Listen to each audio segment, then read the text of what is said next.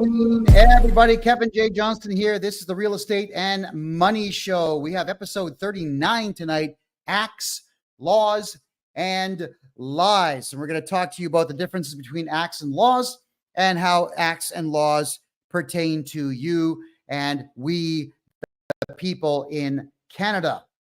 We'll talk a little bit about American stuff tonight as well for all of our American fans who'd like to join us here on Thursday nights. And I want to say thank you to everyone for being here tonight. It's lovely to see you all again. Why are you watching this show? You should be giving out candy, should you not?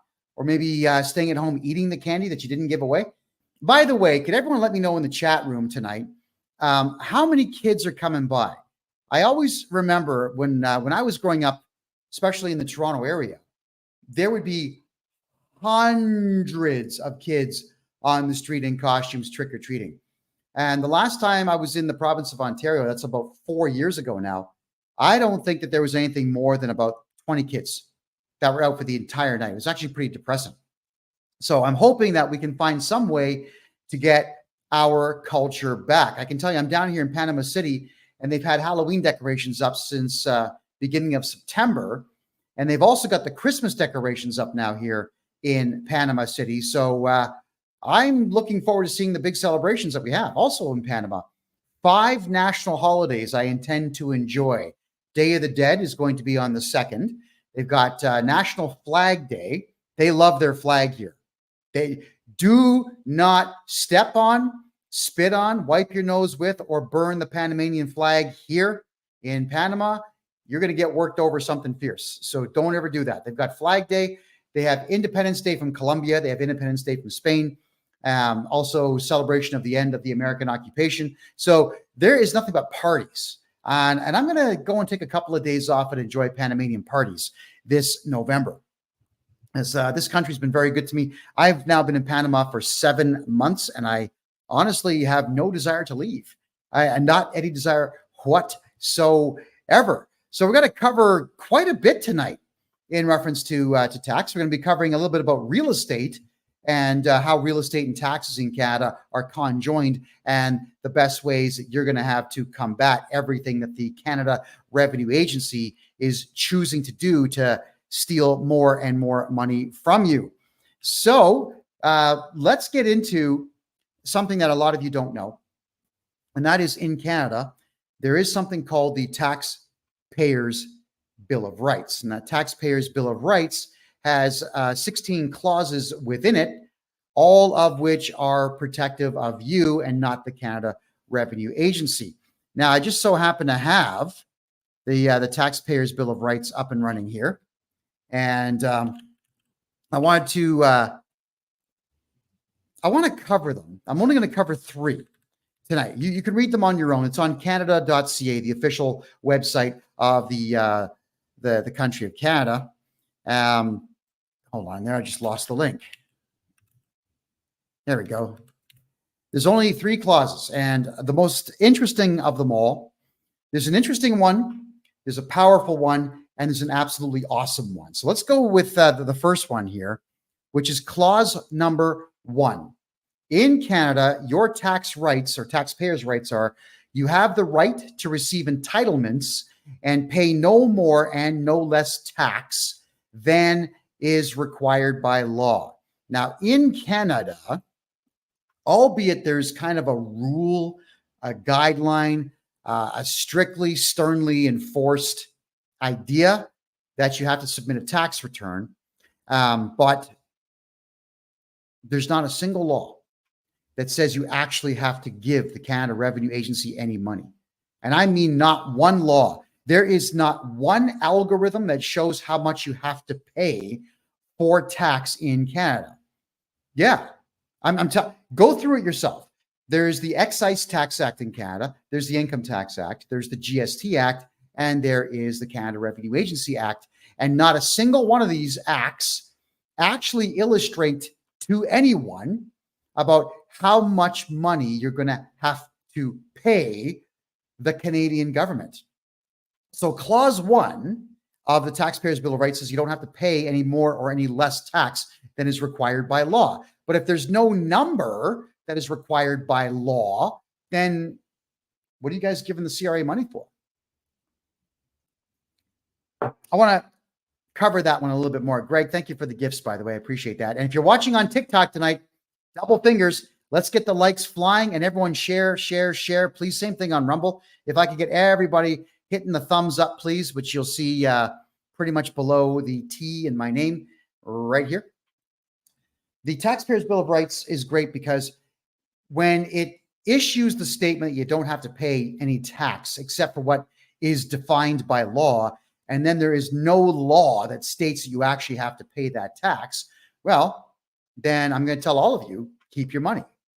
Stop paying tax. But if you're going to stop paying income tax in Canada, you got to do it the right way.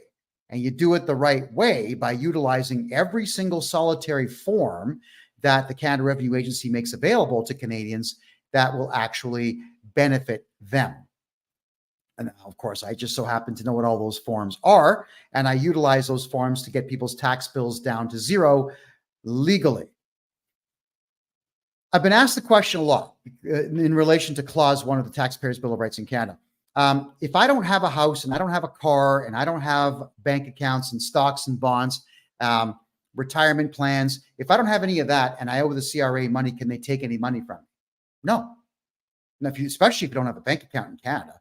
And the only way that they would ever know if you have a bank account in the United States or Costa Rica or Panama or Grenada is if you tell them.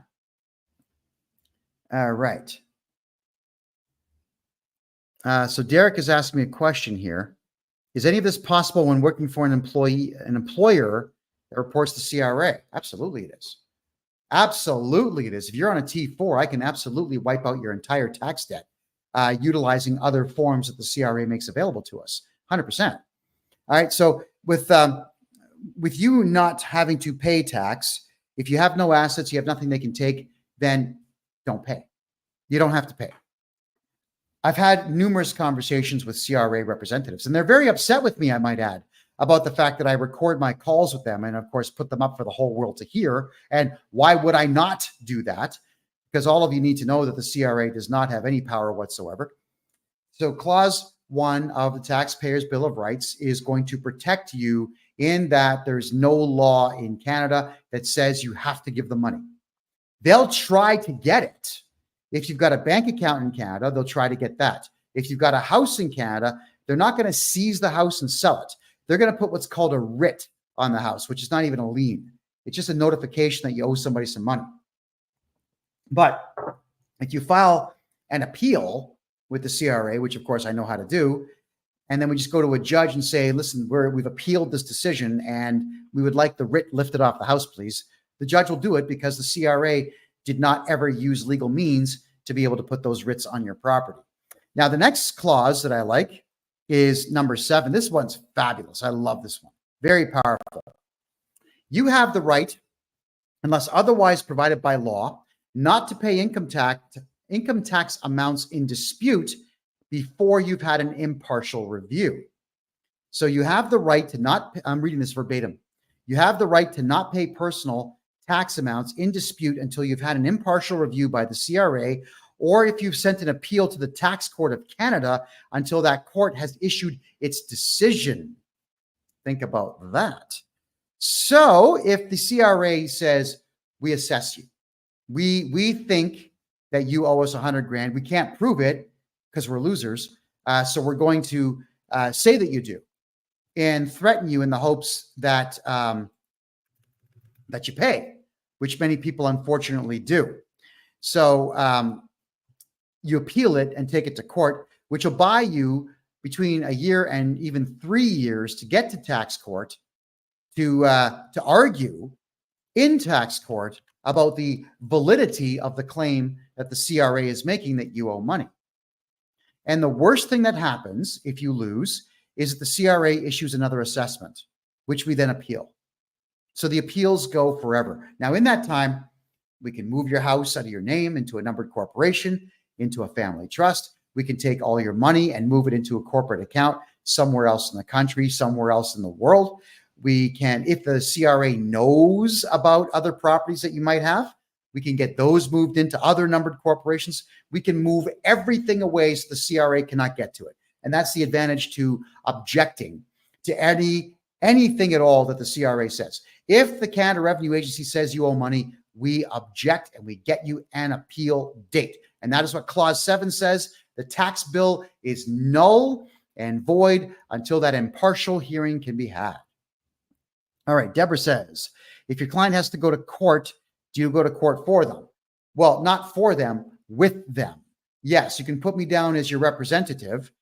Depending the judge, some judges really hate my guts because I see through the farce that is the court system. And some judges are impartial and they'll just let the whole thing go through. So if we lose, we just appeal that judge's decision and then we appeal whatever comes after that decision. Tax court in Canada is not a court, it's a tribunal, and the judge cannot issue monetary penalties against you. That's even on the website for it. Here's the other one too. I like this one very much. Taxpayers' Bill of Rights, Clause 15. This one is radical to the max, dude. Love this one. You have the right to be represented by a person of your choice. You can choose a person to represent you and get advice about your tax and benefit affairs. Once you authorize us to deal with this person, we can discuss your situation with your representative. Right, that's me. Even if the CRA says that I'm not allowed to represent people, and they've already pulled this crap with me. They sent me a letter saying I can't represent people, but they don't have the authority to tell me that, so too bad for them. Clause 15 of the Taxpayers' Bill of Rights in Canada states you can have me represent you in tax court or against the CRA or against any other body to do with taxes. There's also a ton of case law that says that I would be able to represent you in regular court, but regular court, it's too time consuming. I just don't have the time to do criminal cases or over the top large civil cases. They take forever. I wish I had the time of the day, but I truly don't. So I'm not going to be able to take on any cases like that. But if it's tax court, we absolutely can take it on. And I'm looking forward to taking it on. All right. So Taxpayers' Bill of Rights, I suggest strongly you read that. It is on the Canadian official government website. Please read it and enjoy it. Don't forget to share this video on TikTok and share everything out, if you could please, on X and on Rumble. There's other social media platforms that we're on tonight, but they don't seem to be all that great, like Facebook, for example. Facebook is just junk these days. Here's a really good one. Is there any way to avoid paying true dope capital gains taxes on an American property? Well, the easy answer, my friend, is yes.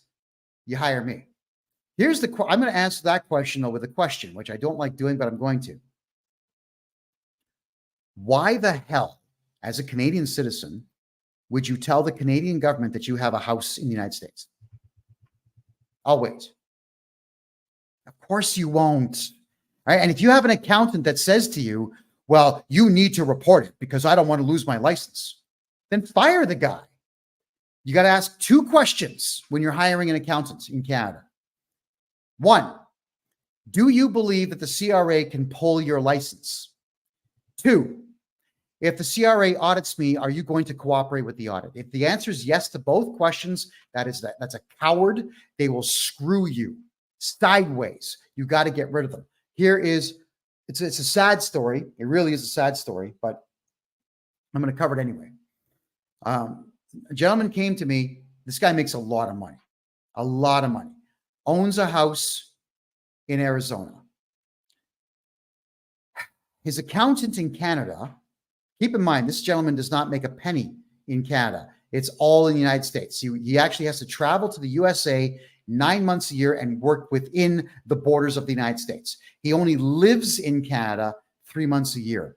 The accountant asks him, do you have any property in the United States? Yes, a small 2-bedroom house in Arizona. The accountant asks him 10 times, are you sure? Are you sure you only have one property? Yes. And the accountant decided to, because he's a coward and he's only saving his own ass, is mark down that the client was actually earning revenue on that property, even though it wasn't a rental. He was living in it. The guy was living in it for 9 months of the year, and he was not renting it out for the other 3 because he didn't want to. The accountant screwed him by saying, yeah, CRA, he owns a property and he's renting it. But then the same accountant phones this client who's now mine, and I've got permission to tell this story, by the way, calls him up and says, you told me you only had 1 property in the United States. You've got 3. And the guy's questioning himself, saying, what are you talking? What? No, I've got only 1 house. No, but you've got 2 bank accounts that have more than 100 grand in them. So I have to count those as property, and I'm going to put all that down for the CRA to know about. I don't want to lose my license.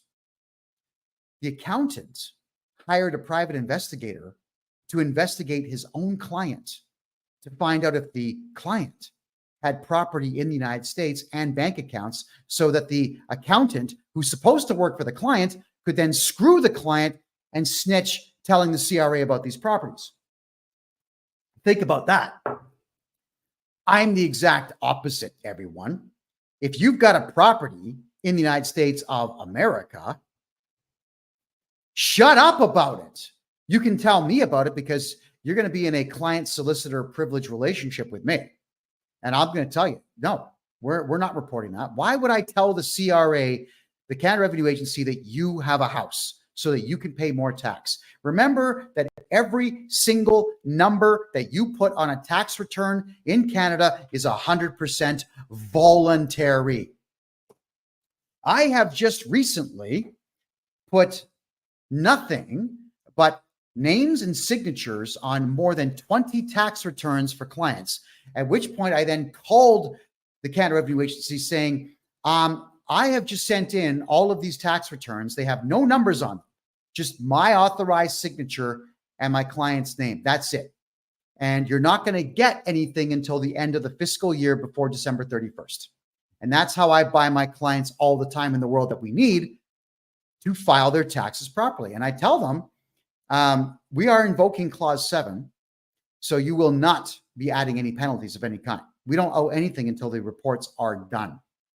So here's the question I've got for you now is, if you voluntarily put stuff on a tax return, and if you were to only put your name and signature on a tax return with no numbers, and they accept it, then do you think that I'm correct? Or do you think that that coward accountant I just talked about is correct in reference to how much authority that the CRA actually has? You can all do this.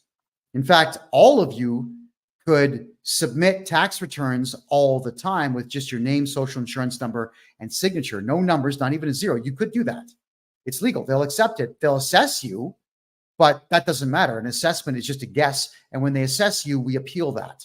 So 2-3 years down the road, we get a day in court, if you will, about their assessment. And they're going to have to prove to the court why they assessed you. If you put nothing on your tax return, nothing, and they assess you and you appeal it, you're going to win, because what the hell are they assessing it on? It's nothing. They just make it up. So I want all of you to stop fearing the Canada Revenue Agency and stop fearing all this paperwork. So if you are a Canadian citizen with property anywhere else in the world, shut up about the property.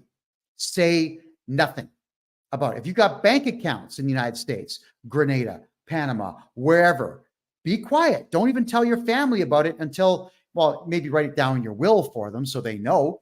But that's it.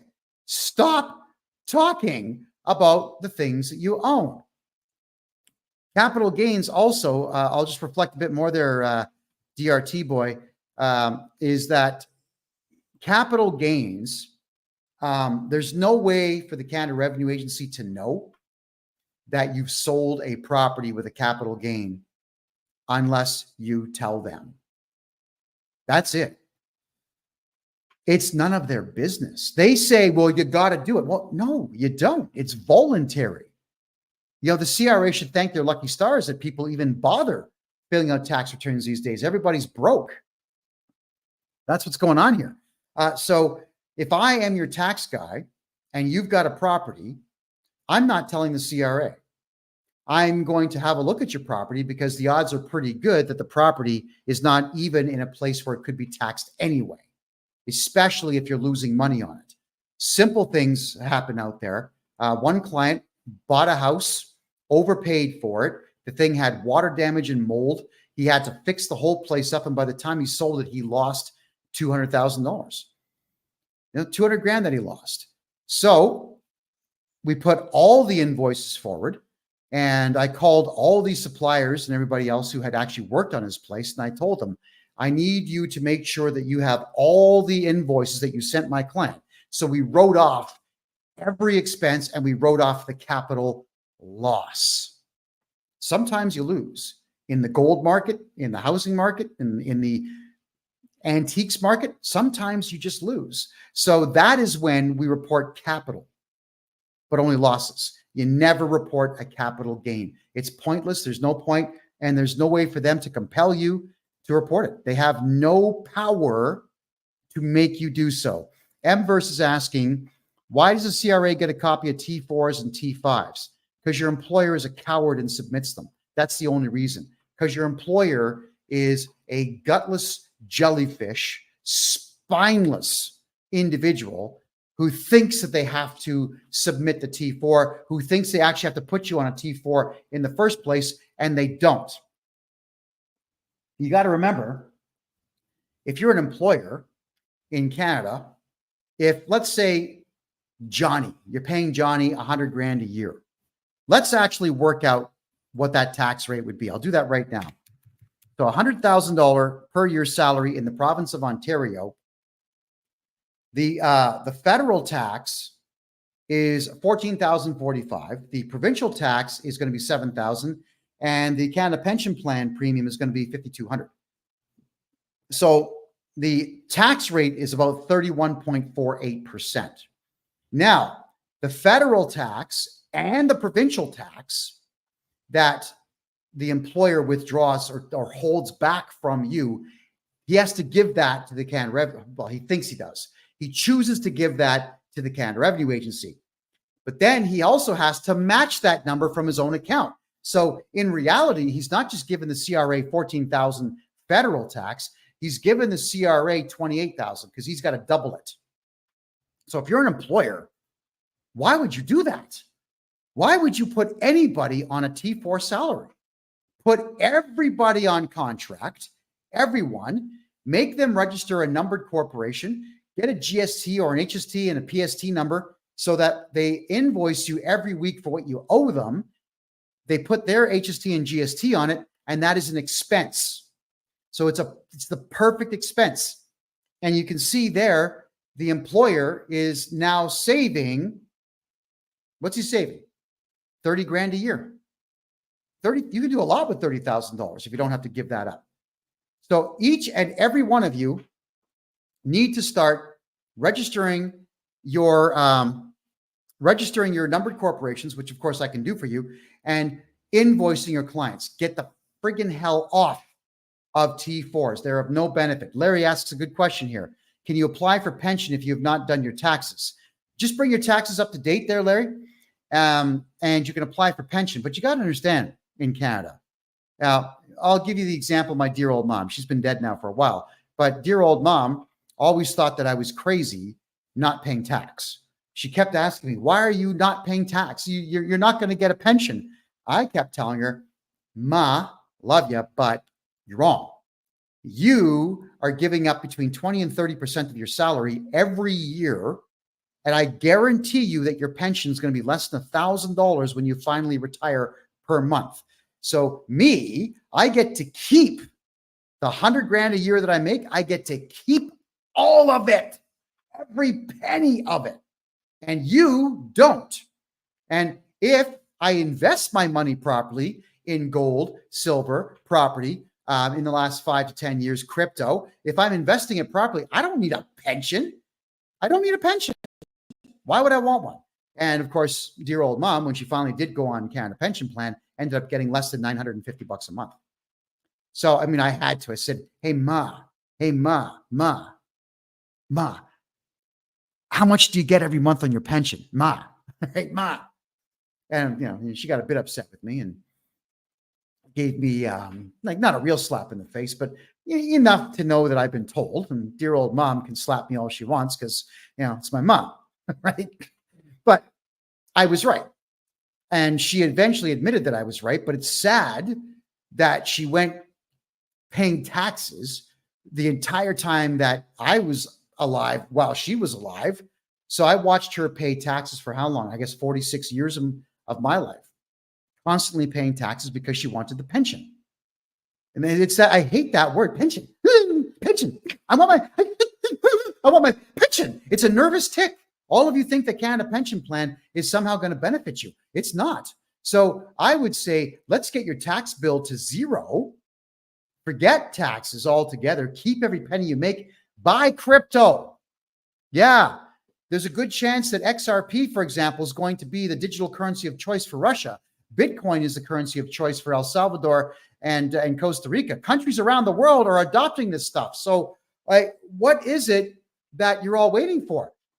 And why are you wanting to part with your money to the CRA when you could be investing it? So Larry, if you want Canada Pension Plan, just let me get your taxes up to date. It'll be minuscule what you get. But Larry, if I go back and redo your taxes for 10 years, then the odds are pretty good I can probably get you about half of all the money you've ever paid for 10 years back. Very, very high, in fact, because I know what I'm doing. Okay. Wilson, you're asking me about the United States.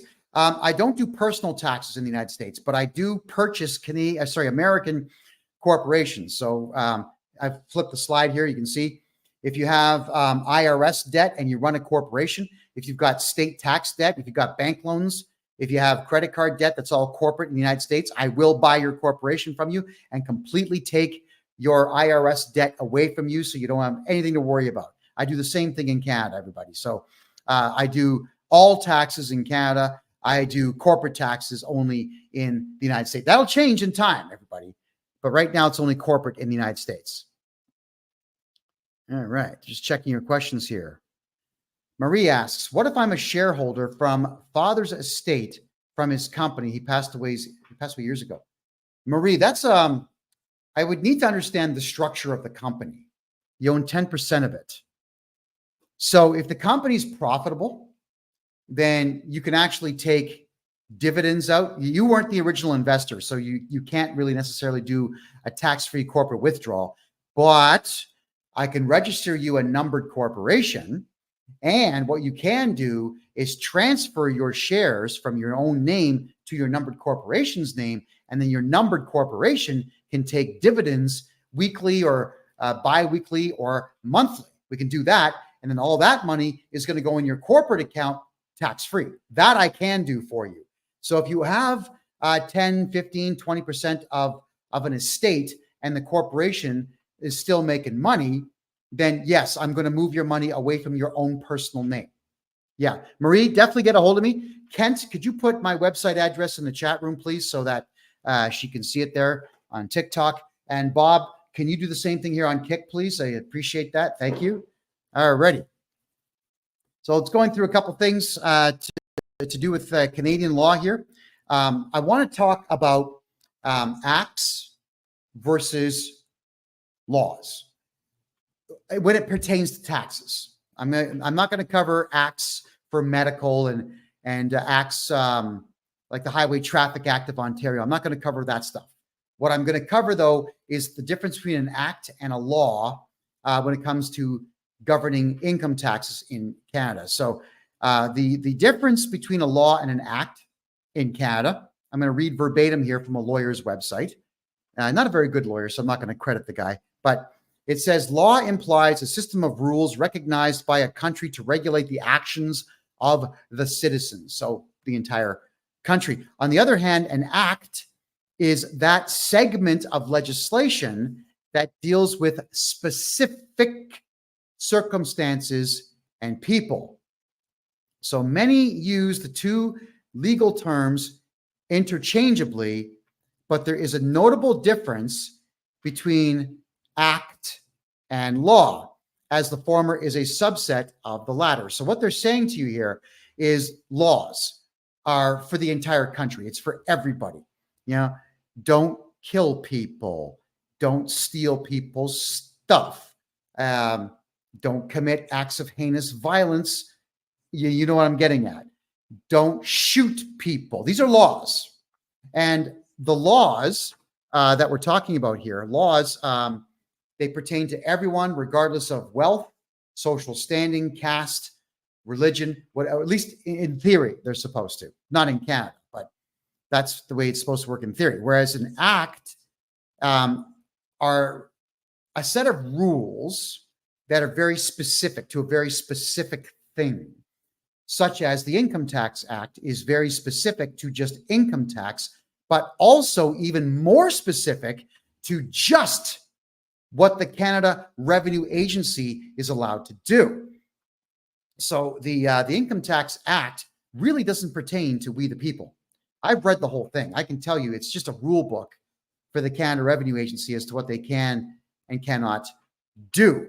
The Excise Tax Act just kind of expands upon it, whereas the Excise Tax Act is not just income tax, but it's all the other taxes that they collect, like corporate income tax, goods and services tax, and so on. But again, these acts they're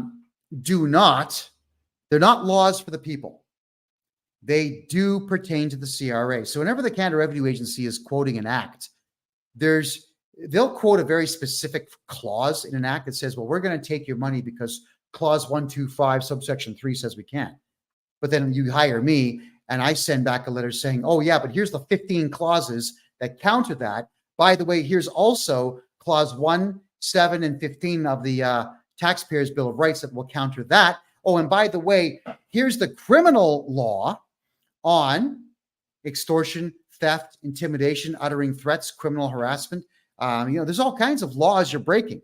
So these are the laws that I will quote to the CRA representatives who are stating that the act somehow warrants their god-awful behavior. So I wanted to just point out to all of you that the acts that the Canada Revenue Agency are referring, and I don't know what the acts are in the United States in reference to personal income tax. I have not studied it yet. All right, but the act, when the CRA is quoting it to any of you, it does not pertain to you. It's very similar to bylaws, municipal bylaws in Canada. They don't pertain to you. They only pertain to the people who work for the city. I have my company is Canmore Acquisitions Incorporated. My company has bylaws, right? They don't pertain to you.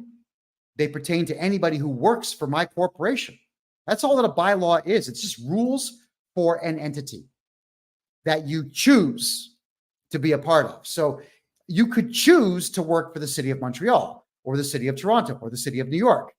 Well, New York, different story, but you can choose to work for these places, and then those bylaws of the city will pertain to you, but municipal bylaws are not laws. So we, the people, don't have to abide by any of them at all. Now, if a building, if you are in a government-owned building, like a municipally owned building, I've had this happen a lot to me back in the days of, you remember that COVID nonsense. I would go to public buildings and ask to talk to somebody to prove that there was anything, and they wouldn't do it. So I would get these 30-day bans from my hometown city hall, or from the Central Library, or from Toronto City Hall. They would say you're banned for 30 days, and I would show up exactly 24 hours later, and they'd say, "Wait, we banned you." I said, "Well, you did, but a ban from a municipal property can only last for 24 hours. That's it, because it's publicly funded. All right. Your tax dollars are not voluntary. They're taken through threat of, we're going to steal your house if you don't pay these taxes. So because it's publicly funded, the public has a lot of rights. So what I'm getting at is these bans, you can't go to City Hall for 30 days. Not in Canada. It's 24 hours. The Canada Revenue Agency has recently told me, you can't represent people because we don't like you. You've hurt our feelings. Okay, but that's their policy. And their policy is not law. So they actually do not have the right to tell me that I cannot enact Clause 15 of the Taxpayers' Bill of Rights and represent my clients. They do not have the right to tell you, you can't hire me to represent you against the CRA. I've already sent my letter in. If they keep this nonsense up, I'm just going to hit them with a huge lawsuit, and we'll drag this out in the courts, and it'll be incredibly embarrassing for them when we all find out that they are so afraid of me that they're going to try to ban me from communicating with them. Are you kidding me? Yeah, like that's good. Like that's going to happen. So I want you all to know just how many rights you truly do have. Laws pertain to everybody. An act pertains to one specific thing or one specific group with a very specific intent. And they have to be brought forward as a bill. They have to pass 3 readings in Parliament. Then they have to pass 3 readings in the Senate. Then they have to get royal assent from the king. And not a lot of them get that far, if you want the truth. They really don't. Tig Devil is asking how to get a hold of me. If somebody could please put my website address in the chat room there in TikTok, please. By all means, get a hold of me. Hit me up on the contact form. Got a couple more questions here. All right, Freebird says they give you fines if you don't get permits to build for your home. You have to follow their bylaws. Okay, again, when you are applying for a permit to get something done in a municipality in Canada, the best thing in the world to do, like the fastest way to get a permit like that done, because yeah, they will use the courts and they have unfortunately unlimited resources to fight you on that. But what they're doing is they are relying on the municipal act of the province that you're in Canada. So if you want, let's say, a swimming pool, and you only want your pool to be 20 feet long by 10 feet wide, you put forward an application for 60 feet by 50 feet, and they'll come back and they'll say, no, you can't have that, but you get their attention because it's so big, and then they will very rapidly get you the smaller one. You see, they're weirdos that work for government. If you say you want a huge pool, they'll give you a permit for a small one within a couple of days, because they're going to think, I showed him, that guy, who does he think he is? He wants a 60-foot pool. I limited him to 25 feet. But you only wanted to build a 20-footer. It really doesn't take all that much to get that kind of a thing done. So permits are something that you would apply for well in advance, 6 months at least in Canada. That's why I hate Canada so much. If you want a permit here in Panama City to build anything, you just grease the correct palm and you get a permit within a day. It takes a day to get a permit here to build a 1,000-foot tall skyscraper. A day. So some systems are just better than others. So Freebird, if you want to do something that requires a permit, always apply early and apply for something crazy big and let them knock it down for you a bit. And then when you eventually you'll end up getting what you want. I mean, I remember applying for a 12-foot high fence in my hometown of Mississauga, and they thought they just beat me down something fierce because they only approved 8 foot. But that's all I wanted was an 8-foot high fence, because the 4x4s I had ordered were 12 feet long. 4 feet was going to be underground and only 8 feet above the ground. And the plywood I was using for the fencing was 4 foot by 8 foot. So, I mean, they really showed me, didn't they? All right. Think about that. All right, Deborah. Thank you very much, Deborah, for putting my website address up. I appreciate that. DC says, I'm told the CRA has power to take my wages. They don't at all. Let me explain this one. And this is about Canadian cowardice. You can always count on Canadian businesses to do a couple of things. Number one, screw up customer service completely. Count on it. Number two, to be a complete gutless coward and cave into the demands of anyone who says they work for the government. The CRA, if they can't get you to do your taxes or pay your taxes, they will go to your employer and send your employer a requirement to pay letter. And your employer's on the letter, it'll say that if you don't pay us before paying your staff member, we may audit you. Well, so friggin' what if they do? So your employer is a coward and says, I don't want the trouble. Oh my God. So I'm going to steal money from my staff and give it to the CRA because they sent me an unlawful letter. That requirement to pay is not lawful. It's not a court order. It's not a legal command. So your employer could send a letter back saying, go straight to hell and go get a court order from a judge sitting in court wearing a gown. Your employer could say that. So if your employer is to do this to you, sue the employer and charge your employer criminally with theft. I'm serious. Just go right ahead and do it. Also contact me and I'll redo your taxes properly so that the garnishment order will go away. But your employer is a coward. So it's the employer that chooses to give that money to the CRA. If the CRA was to audit your employer just has to contact me and I'll get rid of the auditor. You don't have to cooperate with audits in Canada. They're a joke. Auditors have no power. They're just losers, all of them. So I get rid of auditors. That's what I do. If you're going to run a business in Canada, you should know this stuff. Yeah, and the biggest asset that you have as an employer are your staff. What are you thinking? Stealing money from your staff. What are you thinking? Especially if he's a highly skilled individual with a skill that's not easy to replace. You're going to give money away because you get a letter in the mail, not something served by a court officer or a police officer, not something with a judge's stamp on it, just a letter. But that's what the employers do. They're gutless. So sue your employer, charge your employer. Theft. There you go.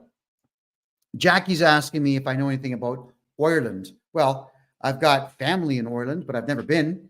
I'd like to go. I might go next year, but I can tell you that Ireland's collapsing. That we know. I know that Irishmen need to stand up and become men again and clean up the mess that their government's made for them. But that's another topic for another day. All right. But I mean, for Irish taxes, no, I haven't studied Irish tax law at all. All right. Freebird says 20 years ago, we used to have fast track, but life is very different today. Well, life is different today because the average person kowtows and just caves in at the slightest indication of pressure. Now, I don't know what it is, man. When I was a kid, I just could not accept the fact that authority is a real thing. You know, what is it about a costume that has this word bylaw or peace officer or police? When you put that on, somehow you now are on duty, and now the universe understands that you have some kind of authority just because that stupid crap is on your body. I've always rejected that fundamentally. And I reject the fact that any human being has got power over me unless I willingly give it to them. And the only way to get power over me is to hire me. Now, because if the paycheck is really good, I'm going to do a lot for that paycheck. And if you want me to do something without paying me, you better point a loaded weapon at me and be prepared to kill. All right. That's just how it is. You'll get what you want so long as you have the weapon. God help you when you don't. So I'd like all of you to start thinking the exact same way. Kevin, if you ever want some cool custom TIG weld art, let me know. Yeah, TIG Devil, right behind me. This wall's kind of blank. I would love to get some cool stuff up there. So let me know. Let me know where you are. Contact me on my website, please. I'd love to talk with you for sure. And Chili Betty says she voted for Trump today. That's fantastic. If I have a small business in Canada, do I have to pay my tax? If it's a sole proprietorship, don't ever register those, by the way, please. Those are the dumbest things in the world to do. They are attached directly to your social insurance number. Yes, you can have a lot of write-offs, but in case you do get into financial difficulty with your business, you can't sell it because it's you.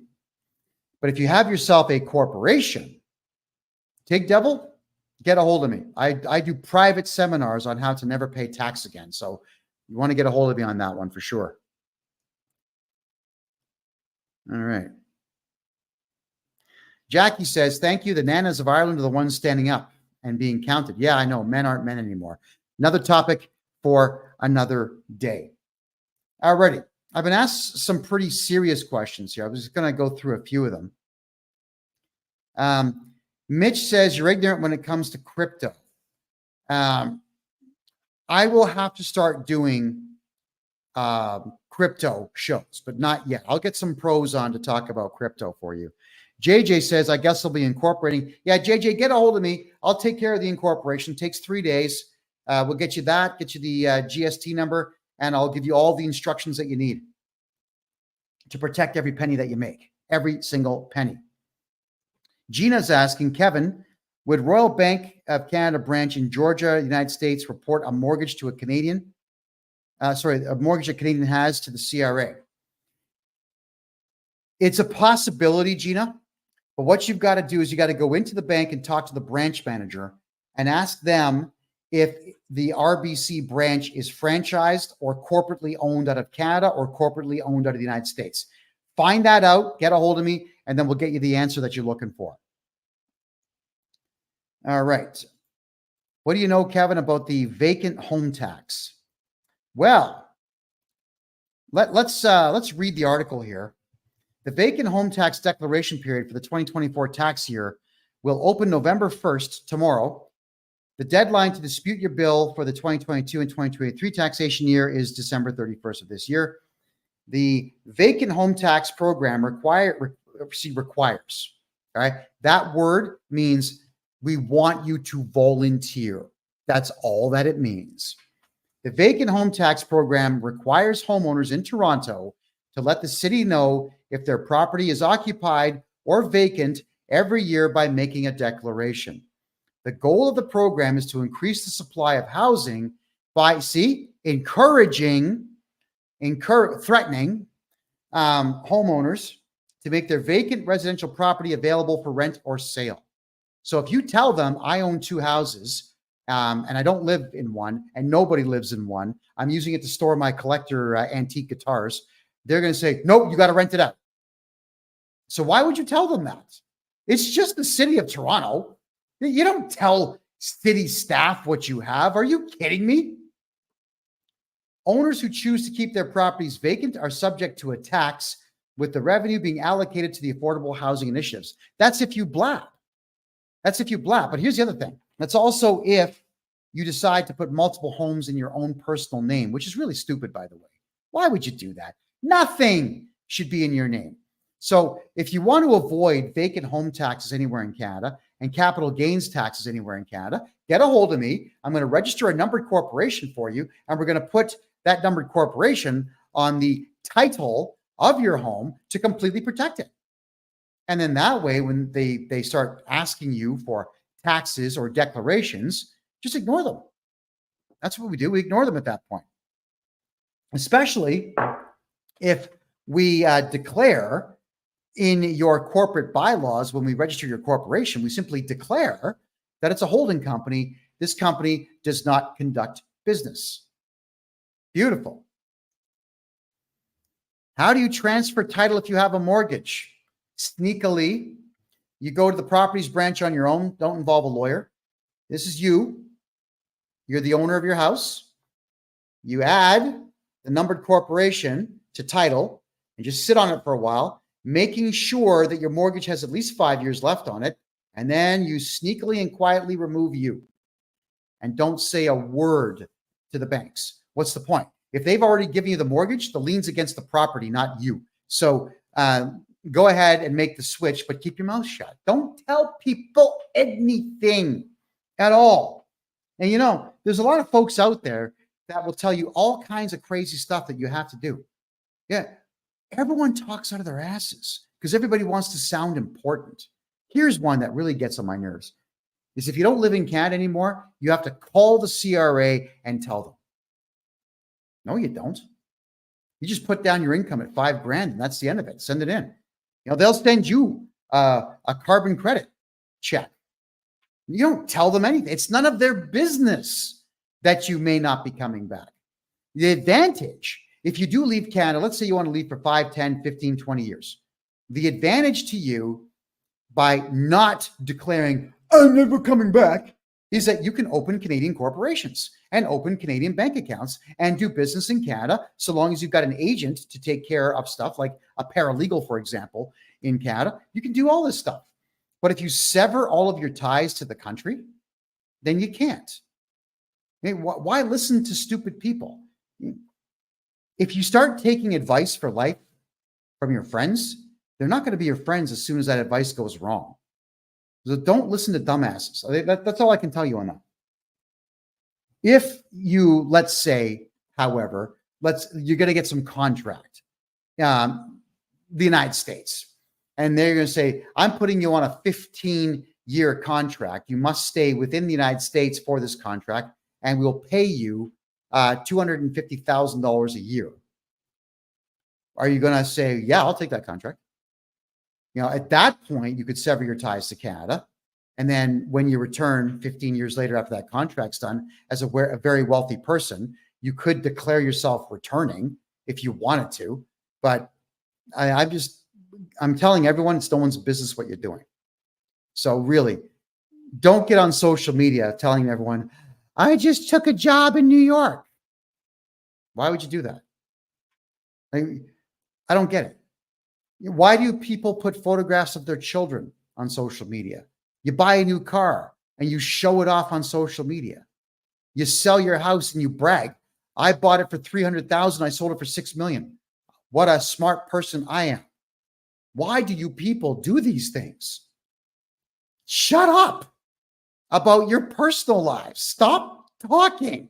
All right? Here, this is what you should do about your entire personal life. What should you do if the Canada Revenue Agency calls you? Shut up! Quiet! I said quiet! What's the matter? You deaf or something? All right, that's what you should do. You got to be quiet. Stop talking. And I've covered this one before. I'm going to cover it again now. What should you do when a loved one dies? When do you contact the Canada Revenue Agency?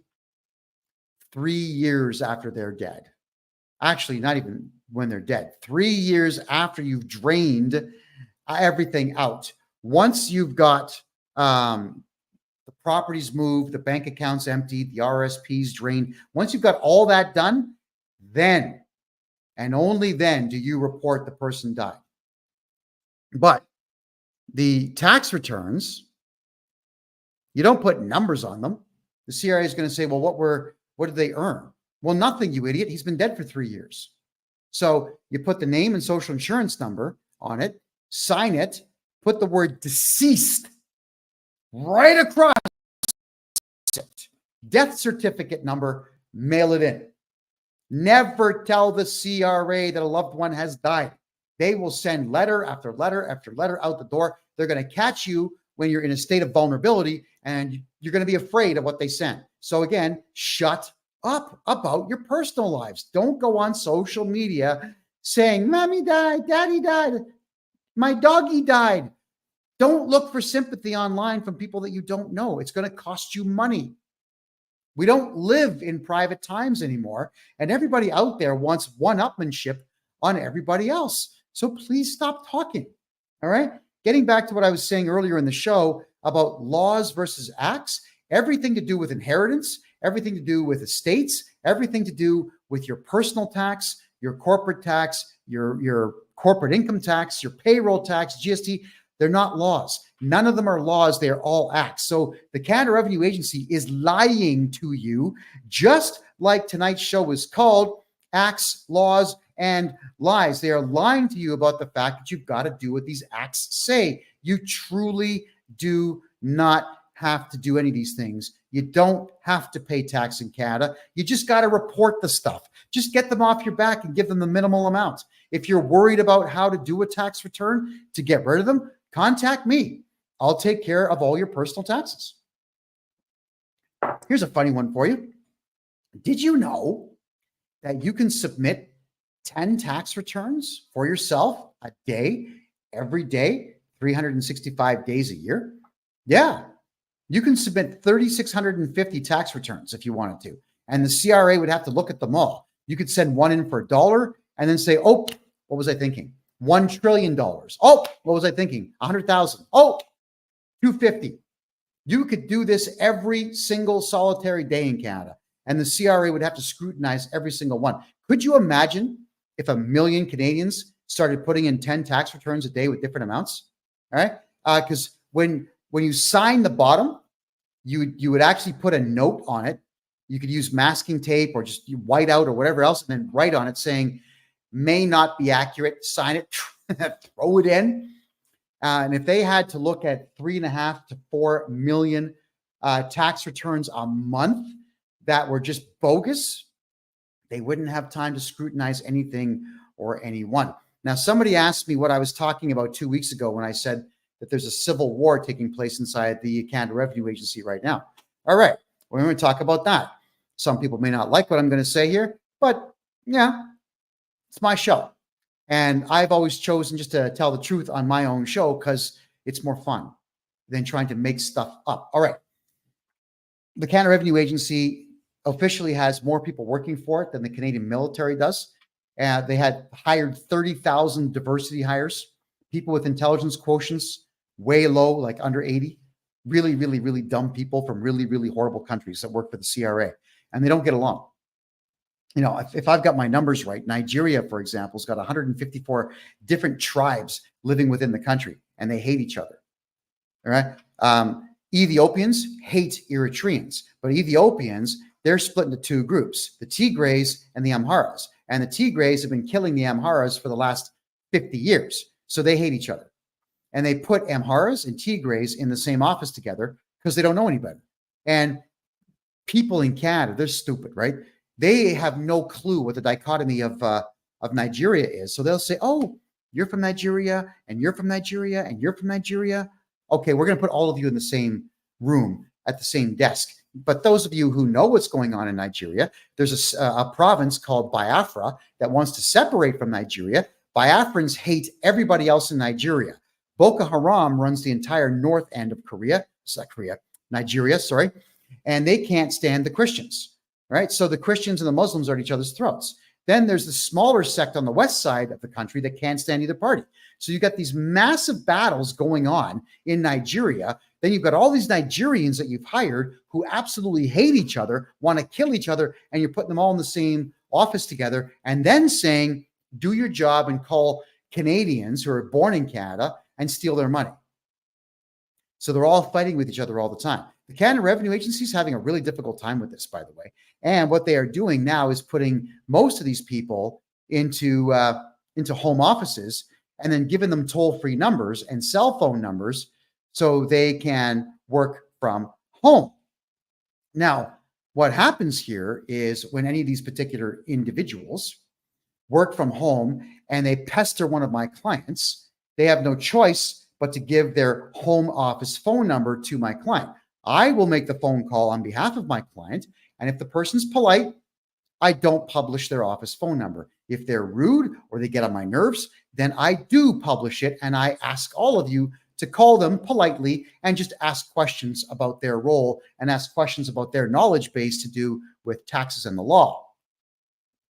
And the Canada Revenue Agency doesn't like it when I publish people's phone numbers because the CRA is spending a lot of money getting more and more toll-free numbers to put into people's homes so the Nigerians don't kill each other in the office, so that the Eritreans don't kill the Ethiopians, so the Sudanese don't kill the Egyptians in the office. It is insane what's going on. And it's worse if it's Pakistanis versus Indians.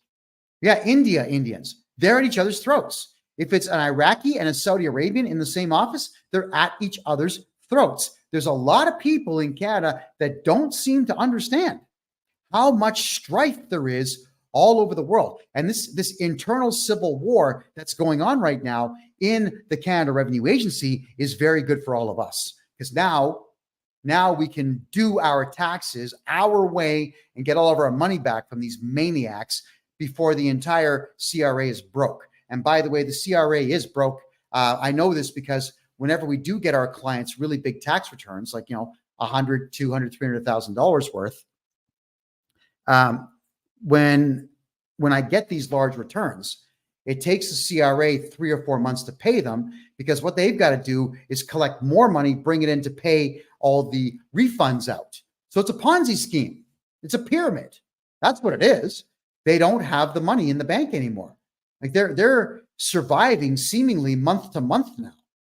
They got to rob Peter to pay Paul, and they got to rob both Paul and Peter to pay Steve. And then they lie to Steve and try to get all that money back. It's crazy. All right.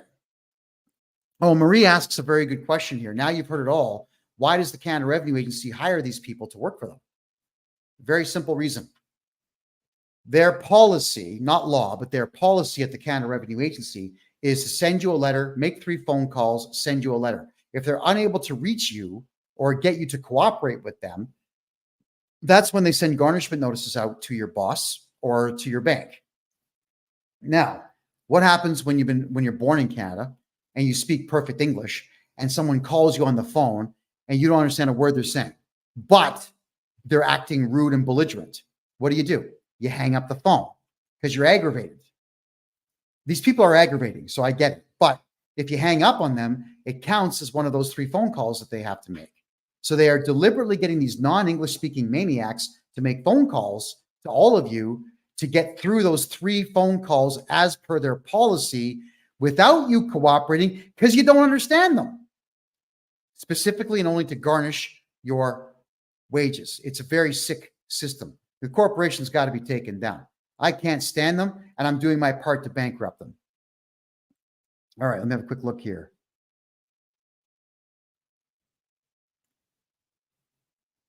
All right, just looking at your questions here in the Rumble room. Okay, Mr. Vic's asking, why do you have to make sure you have at least 5 years left on your mortgage when you flip the name of your house? Well, because you're going to have to renew your mortgage if you don't pay it off. If you've got let's say a 15-year, 20-year mortgage, and then you switch the house into a numbered corporation, well, you've still got 20 years on that mortgage before they figure out that you've switched the title of the house. All right. So if you're going to pull stunts, make sure you have enough time left. Like if you have only 3 or 4 months left in your mortgage in Canada, you don't be playing games of flipping your property ownership. Renew the mortgage for 10 years and then flip it. That's how you do it. All right. Someone says language is not a knowledge. You speak a perfect English. It doesn't mean you're clever. Your success rate with what you try to attain as a goal, that shows that you're clever. Your capacity to win a debate without violence, that would mean that you're clever.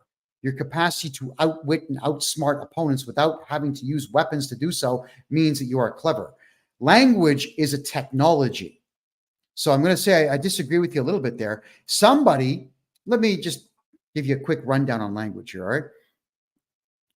The English language, with all the technical terms and whatnot out there, has about 400,000 words in it. And the average man, by the time he's 40, and I mean the average man, only knows about 40,000 words. But the hyper-successful businessman knows between 80 and 100,000 words. The definitions of them, not necessarily etymology, but definitely the definitions. So when you factor in the average guy who knows 40,000 words and then compare him to the other guy whose vocabulary is double, and because every word in English pertains to a person, place, thing, historical event, or otherwise, then that's 40,000 more things that hyper-successful businessman knows. He's hyper-successful because his vocabulary is huge. I'm trying to remember the name of the author that said so, but he did say that I've noticed that there is only one thing that separates the unsuccessful man from the hyper-successful man, and often only one, a large vocabulary. So somebody who has a vocabulary of 120,000 words or more is clever. I'm going to have to disagree with your comment, but thank you for making it. Margaret says, what happens if the CRA finds out? Sorry, Margaret, what if they find out about what? If you could let me know on that, please clarify your question. I'll gladly answer that for you. I'm just going to be checking the Facebook room now. Let's see where we have any questions there. Okay. All right. Carol says, I bet the CRA would love to shut you up. Yeah, of course they would. If the Canada Revenue Agency had it their way, there'd be a bullet in my head right now. They know that I'm going to cost them billions of dollars, but they also know that I'm going to do that because they don't have any laws to back them up. What they would need to do is have a whole bunch of laws written to stop me from representing clients and stop me from investigating them. But it's public information. How are they going to stop that? No, it's not going to happen. They're not going to stop me. If the CRA was smart, if the Canada Revenue Agency said, this Johnston guy, this guy here, he's got a big mouth. He's never going to shut up. And they would be right to say that, by the way, on both counts. Why don't we just give this guy $25 million US and make him sign an NDA and shut him up? I could probably be persuaded to shut up for $25 million. Then I would switch careers. I don't know, maybe do something nutty like, I know what I would do. I'd buy one of those planes that does zero-G dives. That would be a good time. Parabolic. Was it a parabolic or hyperbolic arch? No, parabolic. Parabolic arch flying where you're weightless for up to a minute and a half. Yeah, probably do something like that. I don't know, tourism. I'd switch careers at that point. So let's see if the Canada Revenue Agency is smart. You guys are going to try to get rid of me with the courts. It's not going to work. You'll threaten me. It's not going to work. You got nothing to threaten me with. So why don't you make me an offer I can't refuse? It's incredible. The Canadian government, they've tried everything to get me to shut up. Everything except bribery. Isn't that funny? They never tried the one thing that every other government in the world will do. The Canadian government hasn't tried that. Losers. Not very smart. All righty. I'm just going to go back now to some of your questions here. Would I sell out, Kevin? I would say when I got a bit older, if I started having health problems, let's hope I don't, but let's say I was 70 years old and I had crippling arthritis and I couldn't move my hands or my wrists and I had cataracts and whatnot, I'd sell out at that point so I could get some surgery to get myself all patched up and alleviate myself of all of the stress. But, by the time I'm 70, that's like almost 20 years, 17 years where I can teach other Canadians to take up this mantle. So I could do a lot of damage by the time I would be at sellout age. At 70, though, I think we should all sell out at 70, don't you?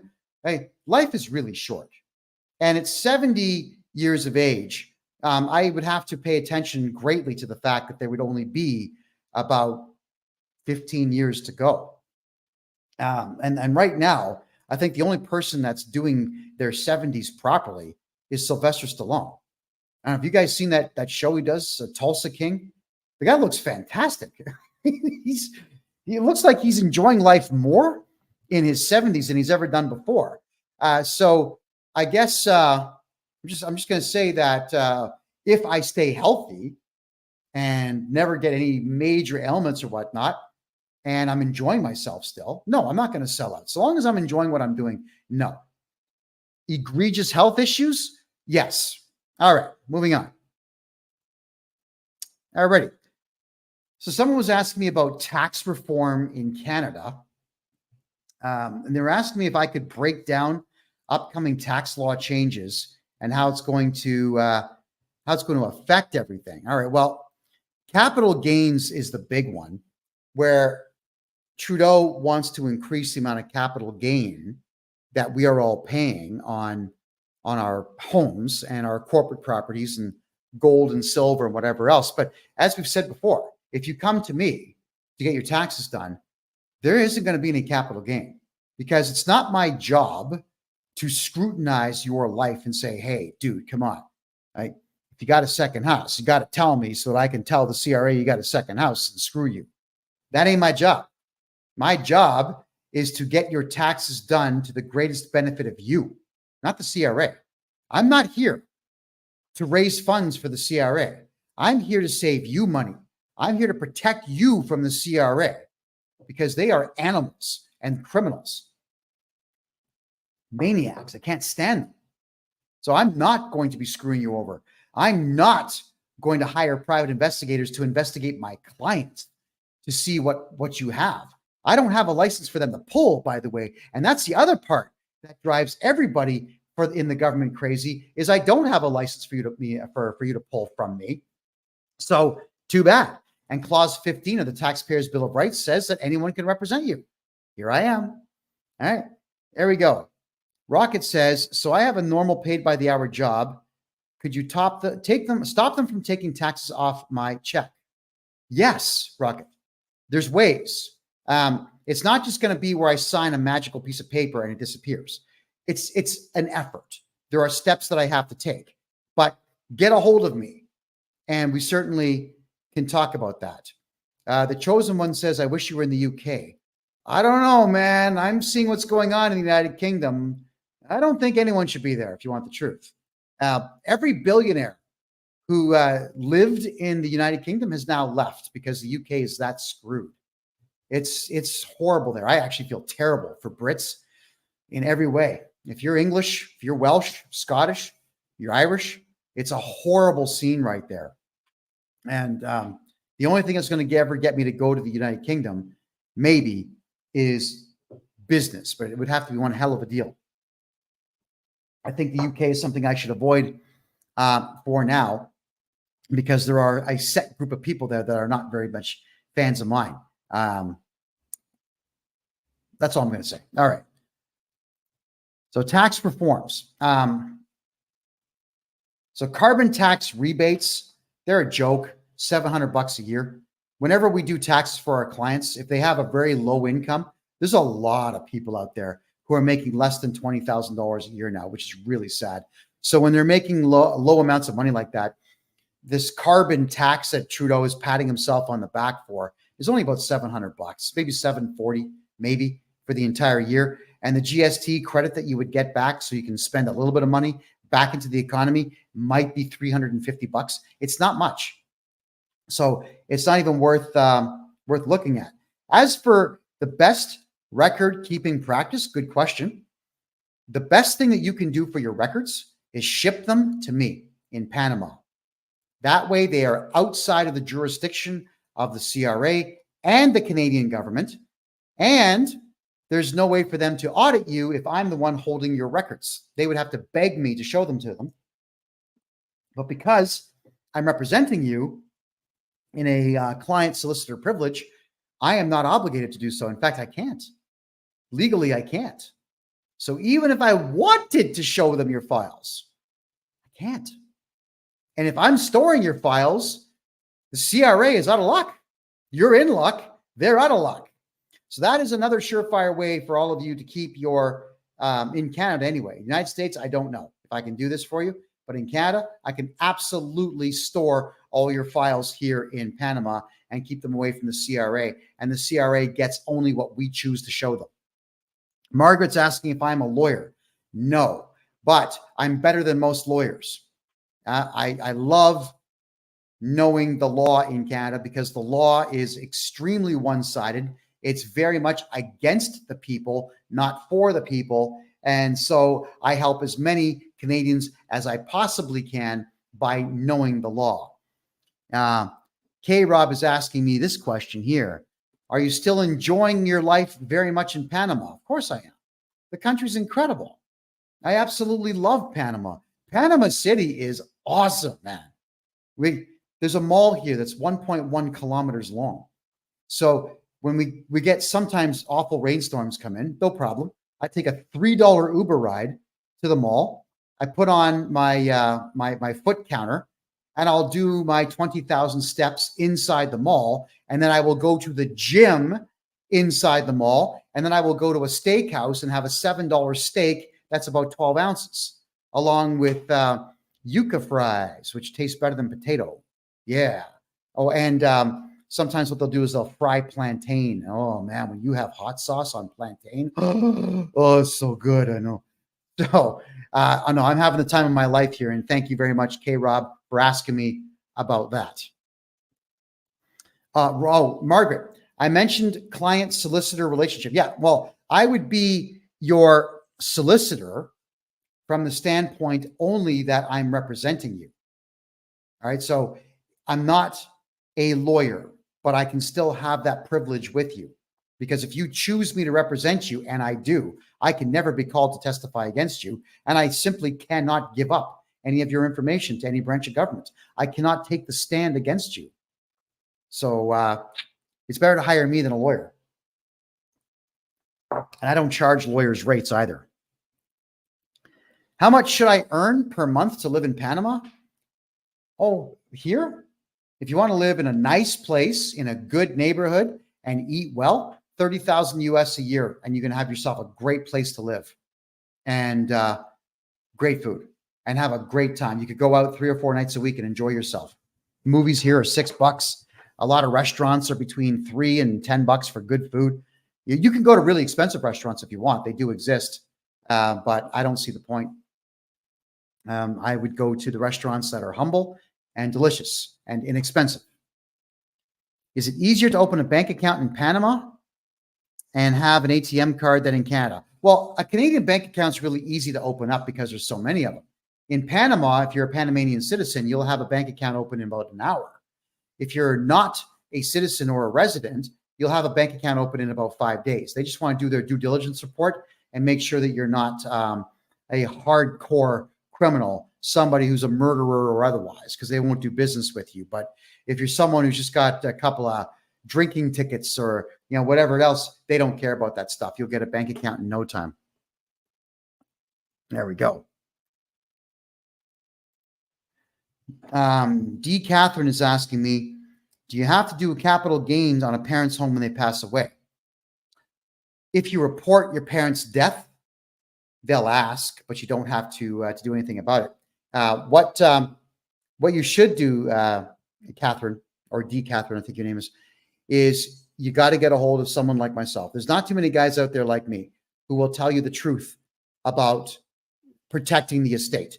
It would be better if while your parents are alive, we register a numbered corporation as a holding company and put your parents' property into the ownership of that numbered corporation, and then make you a 1% shareholder of the corporation, split the difference with them. So like they'll take 49, you get 2, 1 or 2, or your siblings split what's left there. And when your parents die off, their shares revert to you. So the house doesn't have to change hands because it's already in the numbered corporation. And that is how you deal with that, is contact me and we're going to hide the property. When your parents die, say nothing to anybody. In Canada, especially, be quiet about it. You're going to tell the CRA 3 years after. And you've got to be careful in Canada. If your parents die, do not go to a lawyer to get the house. Do it yourself, or do it through a paralegal and let them know that there's no probate. You don't want probate. Nobody's contesting anything. Because the lawyers, they'll take a $50,000 deposit. Immediately, they'll put the lien on the property to take that. Do not let your house go into probate, period. So your parents and you need to have that conversation. And if your parents are going to say, well, I don't know, I'm just not comfortable with that, scold them. Because I hear this stupid crap all the time, and it does irritate me. And it mostly comes from women. Ladies, this is not a sexist thing. This is, I get it. Women in Canada and the United States like comfortable lives. They like stability. There's no such thing, just for the record. And what they'll say is, well, I don't know. It's been in our name for 40 years. Why change it now? To protect it. That's why. Anything at all to protect what you have is what you do. It doesn't matter that the house has been in your name for 40 years. Change it to a numbered corporation tomorrow and it's safe. It's still yours. Just change the ownership record to something that you control. And I get this all the time. There's a lot of wives out there, married couples contact me all the time to protect their assets, but it's the wife that stops it because it's fear. Well, I don't know. I just don't think. Like, it doesn't matter that you don't think it's a good idea. I want you to go and research it and find out with case law and fact why it's not a good idea, and then come to me with the hard evidence that it's not a good idea. And of course, no one ever does that. It's just fear. Like the gears begin to turn, like, oh, and the first thing that most of your minds will go to is, oh my God, I'm going to go to jail. I'm going to lose the house. Why do adults think like that? You're an adult. Once you're over the age of 25, you no longer have the luxury of thinking this way. You're in your own way. You're your own worst enemy. And I am a big believer in that adage of you are your own worst enemy when you are making decisions based on fear. It's really sick. So some people pay me a bundle of money to get their houses moved into corporations. And 10 times out of 10, it's the gentleman's wife who says, oh, I changed my mind. I don't want, just keep the money. I'm not going to do it. It's weird. And I'm telling you, because after I do all the document prep, I got to get paid. The CPA's got to get paid. The lawyers got to get paid. The couriers have got to get paid. Yeah. There's a lot of people getting paid on this.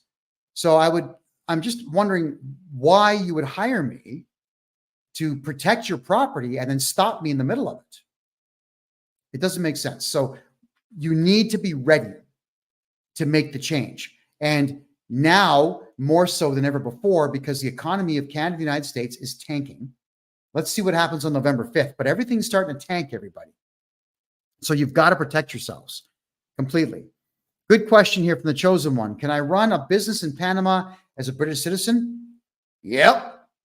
Come on down, register a corporation, get yourself a corporate bank account, do business. Now, there are things you cannot do in Panama as a non-citizen. Retail stores are very much part of the culture here. So they want the locals to run the retail stores, which means as a foreigner, you cannot be a merchant, but you can run a restaurant. You can have a courier office. You can be a consultant for any field if you want. They're desperate for underwater welders here. You'll probably get $350 US an hour if you wanted to do that as a job. There's a lot of opportunity here. But register a corporation in Panama and hide your money in a Panamanian bank account. Life is good. Life is very good if you do just that. Okay. K Mars is asking me, I missed earlier. Can you please repeat how to get in touch with you? Could everybody please put my official website address down here in the TikTok chat and over here in Kick, please? And well, here it is right there on Rumble. You can't miss it there. So get a hold of me on my website, hit me on the contact form, and let's talk about your taxes. What is your business name? Some ask me what you do and what your type. What I do? Buy and sell corporations that are dying. Help Canadians get out of their personal tax. Help Americans get out of their corporate tax.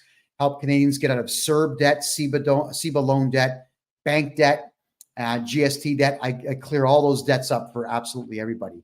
Canmore Acquisitions is the name of the company, and Canmore Acquisitions is registered in Canada, United States, and Panama. It's in all three countries. Oh, and the Panamanian one owns them all, just for the record. Yeah. Yeah, Marie, security and safety, those things are an illusion. You always have to be forever vigilant. Enjoy the comfort while it's there, because it may not be there tomorrow. So you've always got to prep for it. And as soon as you know that your comfort levels are going to be gone, you have to make a complete and severe adjustment in your life to be able to retain that. So that means you're going to be uncomfortable for a short while before you go back to comfort. Don't be afraid to fix what's wrong in your life. Rocket says, laugh out loud, Kevin. You don't know how many times I want to call you and have my wife listen. She would freak. All right. Well, set a meeting up. I'll tell her everything she needs to know. I'm in. User 96. Doesn't the ownership change triggers a capital gain or welcome tax? How much do you sell it for? No. No, the capital gain tax, yeah, it only shows up if you shoot your mouth off. If you tell the CRA, hi, I want to give you money. I got a capital gain. Here it is. That's how I feel about people that report this stuff. No, they don't know that you sold the property until you report it to them. And let's say one day they start going through property records and they ask you what happened.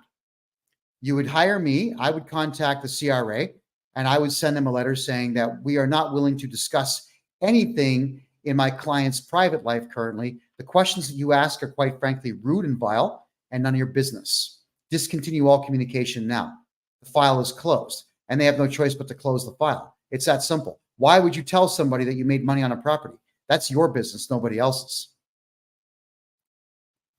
Mitch, What does what cost? If you could clarify what you're looking for there, I'll get you an answer.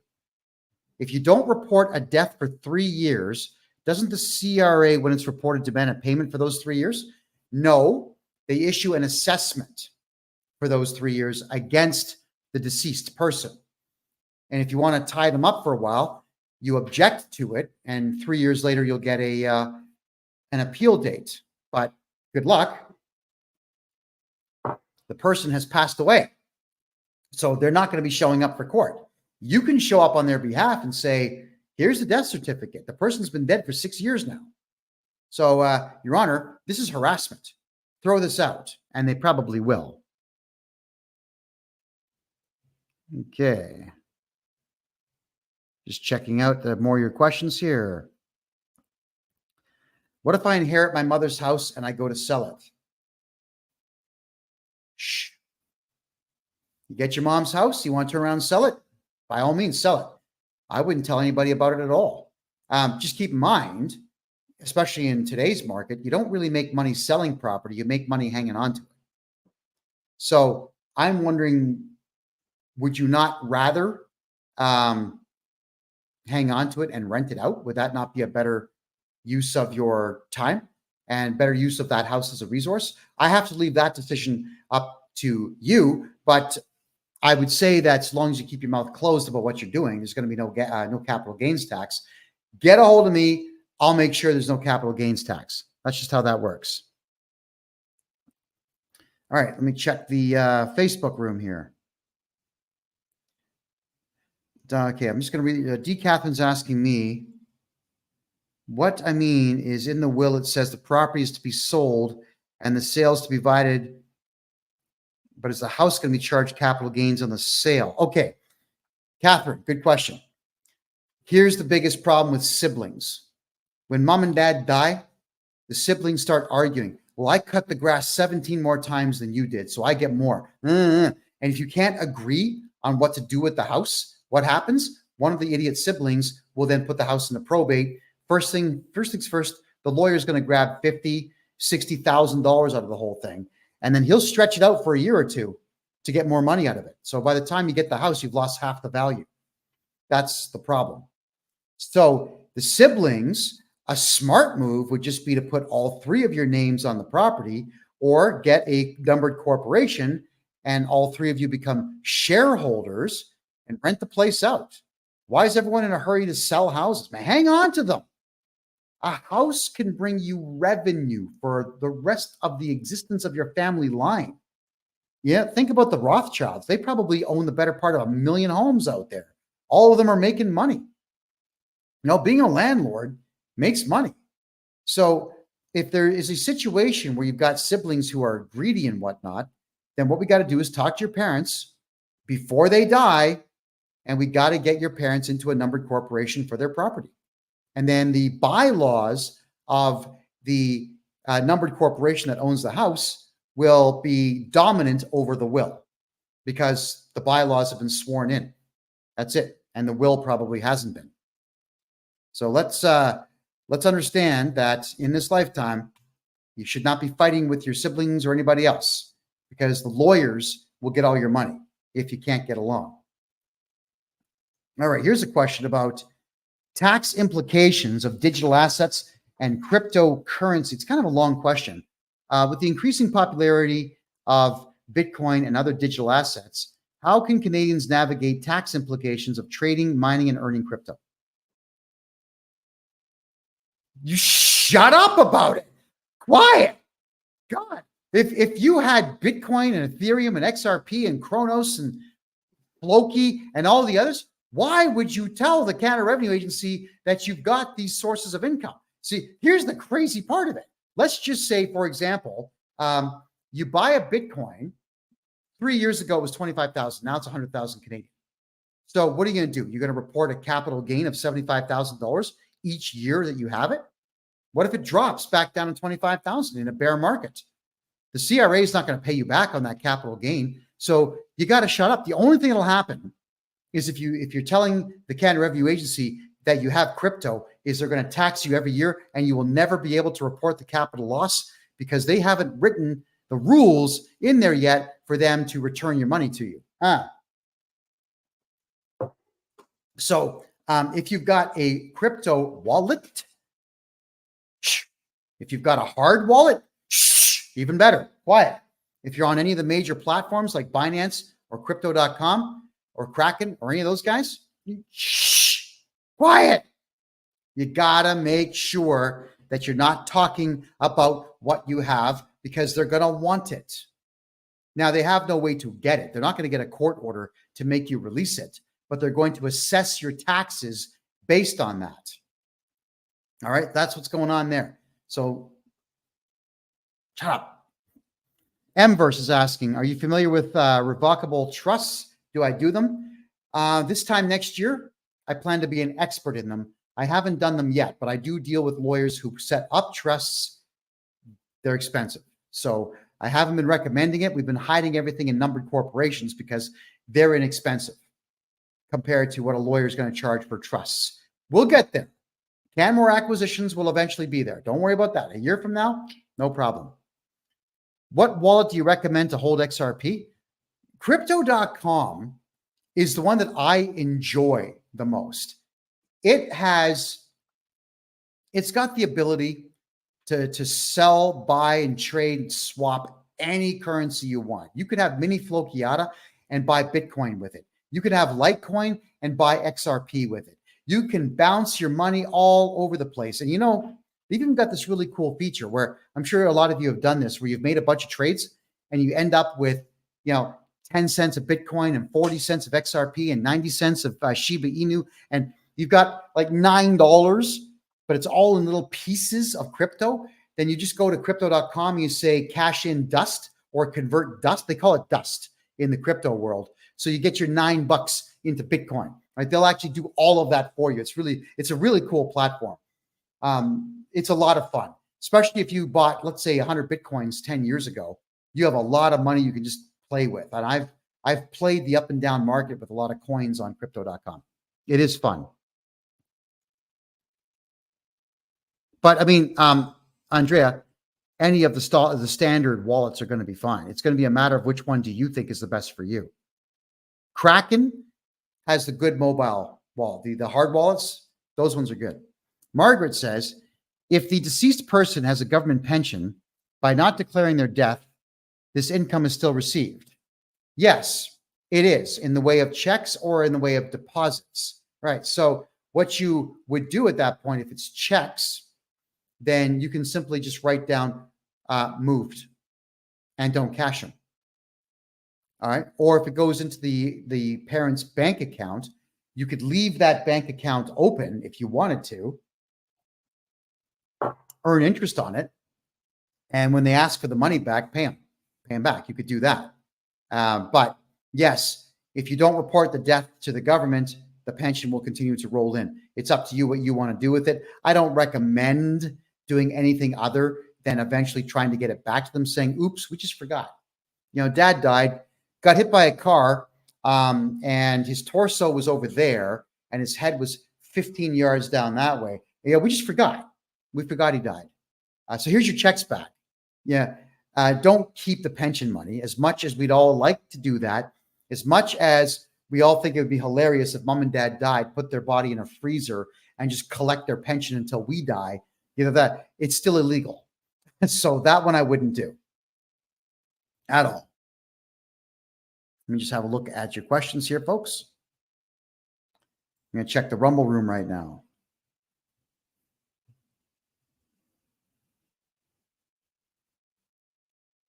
I'm just looking at, okay, so it seems on Rumble, looks like people are talking to each other. There's no real questions there. Let me have a look at the questions here. Will it affect your XRP value if crypto crashes if you're holding on crypto.com? No, if crypto crashes, doesn't matter where you're storing your crypto. If it crashes, it crashes. It goes to zero. I mean, it's dead at that point. I've had some currencies that have gone to like 0.00005. I've had that happen to a couple that I've invested in. And you win some, you lose some. When these new coins show up, maybe they go up, maybe they don't. And sometimes, for example, I remember, it was called Mini Flokiata. I bought $800 worth, which got me something like 100 million coins, which was at 0.00001 penny. Like, it wasn't even a penny. It was 5 zeros, then a 1 after the decimal point. But I figured if it went to a penny, cha-ching. So I bought a bunch, and the decimal point moved 1 over. Wasn't enough for me to sell it, so I'm just going to hang on to it and see where it goes. Sometimes you win, and sometimes you lose. Investments are kind of wonky that way. The only real stable ones in the world are real estate, because everybody wants to have a piece of land somewhere. Alrighty. So I got a question here. How does the Canada Revenue Agency tax different sources of income? By issuing threat letters. Your sources of income could be the following: a job, a part-time job, a contractual employment position, commission sales, theft, dealing in drugs, like illegal activity. All these things could be income. Don't do illegal things. I'm just saying you can get your income anywhere. And if the CRA knows about it, they'll definitely want to tax it. There was a while back in the 80s, there was one, I can't remember his name, but there was a politician that went around interviewing prostitutes in Toronto and Montreal, trying to get them to pay income tax on their money. And he was trying to sell it to them, saying, think about all the benefits you would get. You would get a pension when you grow up. Thinking, pension? Oh my God, are you kidding me? No. Oh. So the CRA will look for any way at all to be able to tax what you have earned, but it's all done through threats. So the question is elongated here. Many of my friends are asking how the CRA treats different types of income, such as employment income, investment income, capital gains, and rental income. The truth is they categorize it, but it doesn't matter. To them, it's all the same. It's income. What they do is they add all these titles to it because they want you to think that you are somehow obligated to give it to them. So on the tax form, they've got all kinds of crazy things like other income. And that's where you would put down things like prostitution and gambling, if you were so inclined to do so. So that they want it from anywhere. They don't care where they get it from. They want you afraid of the process enough to snitch on yourself about every income source you have. That is what they want from all of you. All right. So let's think about protecting everything that you've got. And let's think about having me do your taxes so that we don't have to stitch on yourself about every little thing, especially if it's not even income. I mean, in some cases, there's a lot of folks out there, you know, they get $10,000 given to them as a gift. And a bad accountant will say, oh, you got a gift, did you? All right. You got married and someone gave you a gift of 10 grand. Oh yeah, we're going to put that down because I don't want to lose my license. That's what they'll say. It's crazy. No, you don't want to declare gifts. Those are yours. You keep them. Speed Up says, what do you do with the letters? If you're referring to letters from the CRA, you definitely want to reply to everything. Whenever they send you a threat, you have to send your own threat back. I know exactly what threats to send, so you can hire me as your agent to deal with your tax issues for you. Rocket says her family just went through a death of the mother, but it's already in probate. Well, you can get something out of probate by simply telling the lawyer, dude, it's over. No more probate. We didn't hire you. We didn't ask for this to happen. Quite frankly, I don't know how you did it. Call the police. File a complaint saying this individual here is ripping us off. He's committing fraud over 5,000. Lawyers are grabbing all kinds of houses out there and sticking them in probate. But the message is for all you adults out there, find a way to get along. Arguing about who gets what is really stupid. Here's the deal. Do you really think that your life is going to be so much better if you get $8,000 more on your parents' house when mom and dad die? Honestly, because you did what? Because you're the one that fixed mom's garbage disposal, so you should get $8 grand more? Come on, man. Yeah, it's amazing how people just can't be happy. They cannot be happy. with what they get. Everybody wants more, more, more, more, more. And in a lot of cases, it's not even that they want it because they're greedy. They just don't want the sibling to get it. It's about, let's see if we can sabotage this whole thing so that he doesn't get it. It's ridiculous.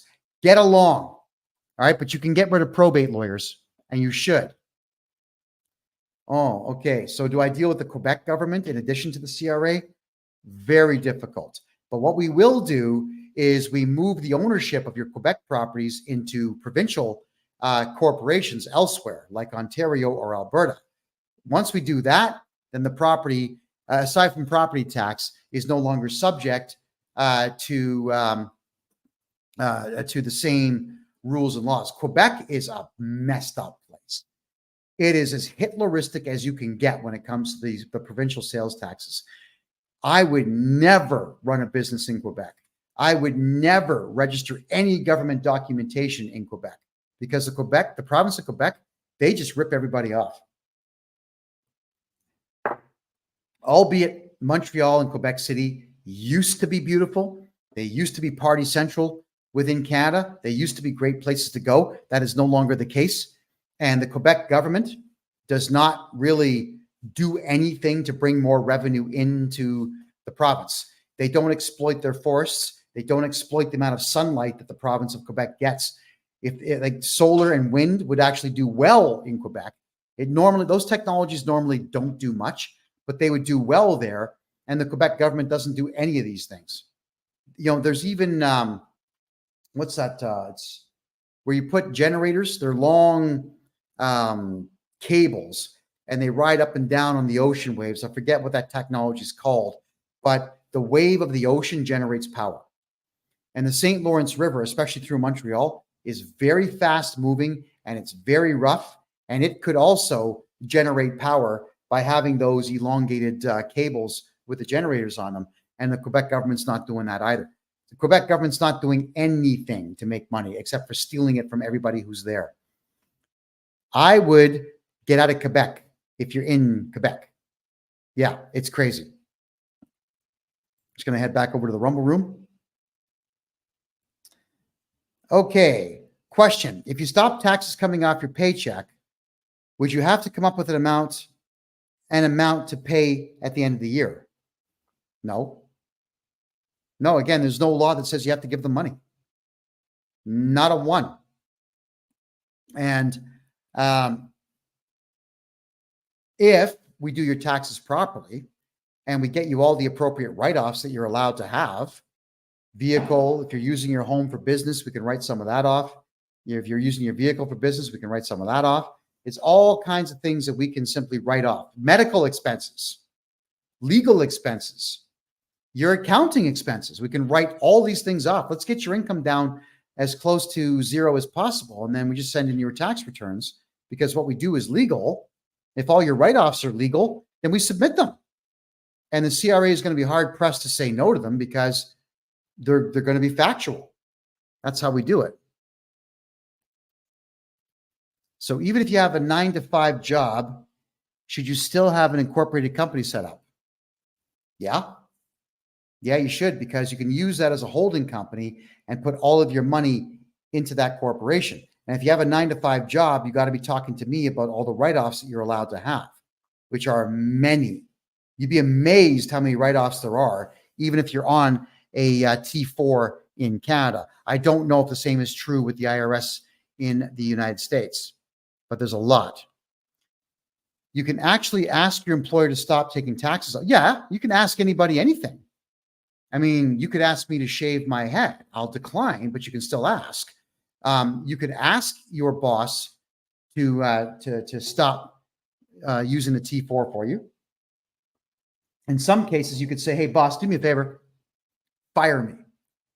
Discharge me from this job. Fire me and hire me on contract, because you've got a numbered corporation now and you just write invoices to your boss, and your boss is going to save tens of thousands of dollars every single year.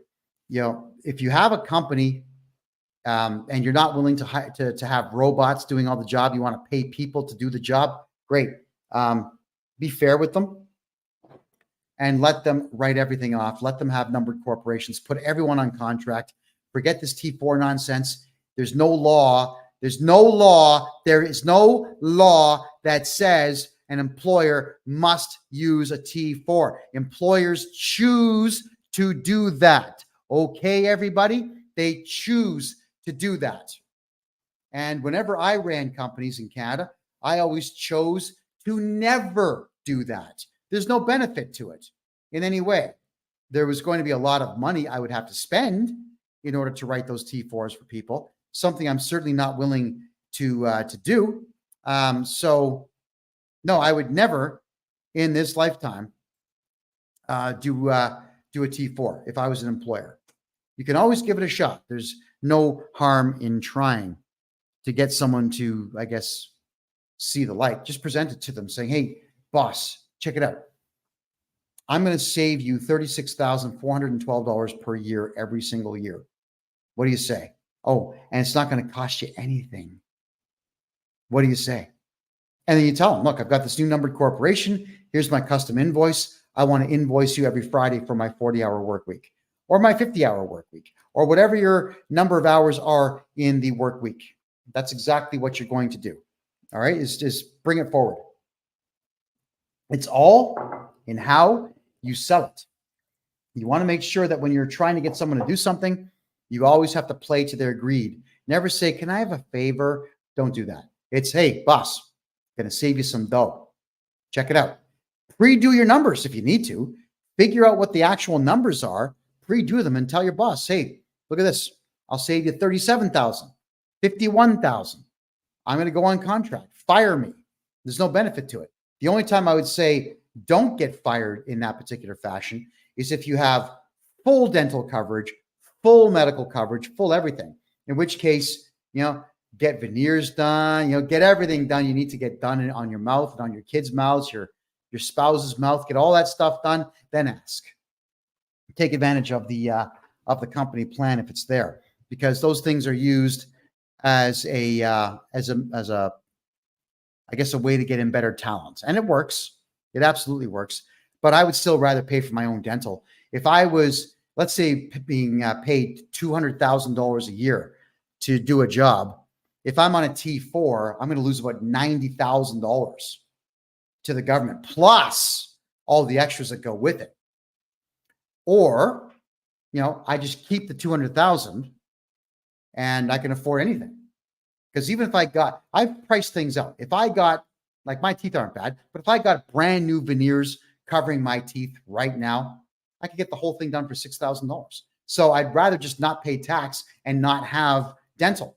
Just pay for my own dental. I'm fine with that. What about nonprofit organizations?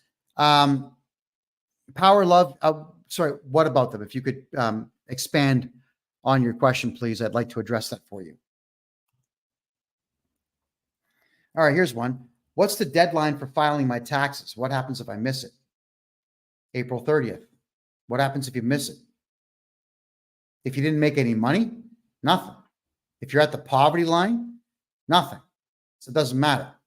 What happens if you miss it or you're going to miss it? You fax them a letter telling them that you have brain cancer, or your cat's got cancer, or your pet snake's got cancer. Somebody's got cancer and you're dealing with it. I need an additional 90 days. And they usually will grant it to you so long as you let them know in advance.